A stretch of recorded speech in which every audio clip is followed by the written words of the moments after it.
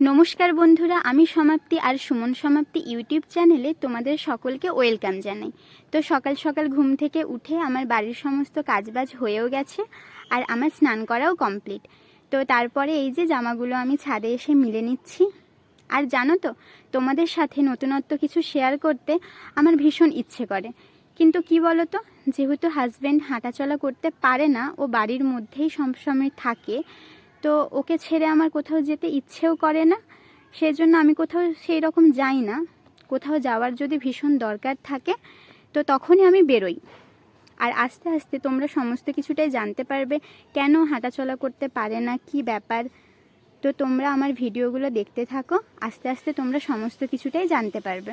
আর জানো তো, এই হুইল চেয়ারটায় যেহেতু স্নান করে, তো হুইল চেয়ারটা ভিজা হয়ে থাকলে প্রবলেম হয়, কাপড়টা তাড়াতাড়ি নষ্ট হয়ে যাবে। তো সেই জন্য আজকে যেহেতু রোদ উঠেছে, তাই হুইল চেয়ারটা আমি একটু রোদে দিয়ে দিলাম। আর আমার ভিডিওগুলো তোমাদের যদি ভালো লাগে, তোমরা আমার চ্যানেলটিকে অবশ্যই সাবস্ক্রাইব করে দিও।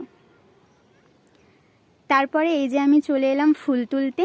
আর এটা হচ্ছে আমাদের বাড়ির পাশের একটা টগর ফুলের গাছ।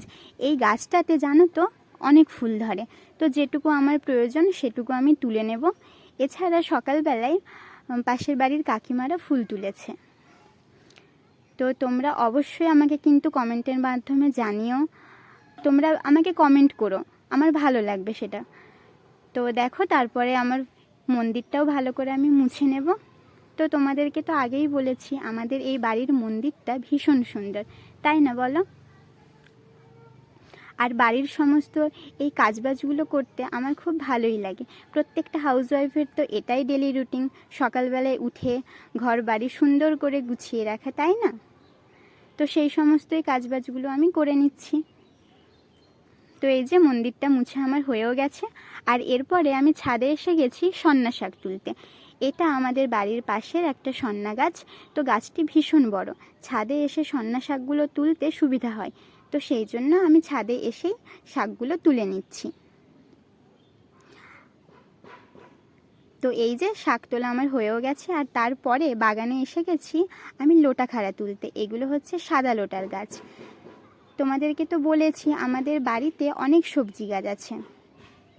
তো দেখো, এই যে আমার তোলা হয়েও গেল। তো এরপরে আমি জলটা ভরে নেব। আর তোমাদের সাথে কথা বলতে বলতে কলে জল এসে গেছে। তো যেহেতু এটা টাইম কল, টাইমের মধ্যে জল না ভরলে চলে যাবে, তখন প্রবলেম হবে। তো সেই জন্য আমি জল ভরে নিচ্ছি।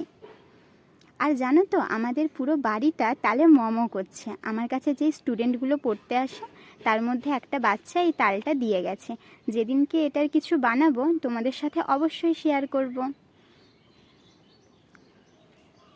আর বাবা বাজার থেকে নিয়ে এসেছিল মাছ।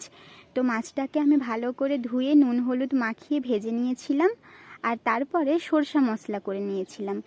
তো এই যে সরষাটা এবারে ফুটে উঠলে আমি এর মধ্যে মাছগুলো দিয়ে দেব। তো সরষা মশলাটা একটু ফুটে ওঠার জন্য আমি কিছুটা ওয়েট করছি। তো দেখো, ভালোভাবে মশলাটা ফুটে গেছে। তো এর মধ্যে আমি আস্তে আস্তে এক এক করে সমস্ত মাছগুলো দিয়ে দেব। তো আমার ভিডিওগুলো তোমাদের কেমন লাগে তোমরা আমাকে জানিও। ভালো লাগলে লাইক, কমেন্ট আর শেয়ার করে দিও। বাই।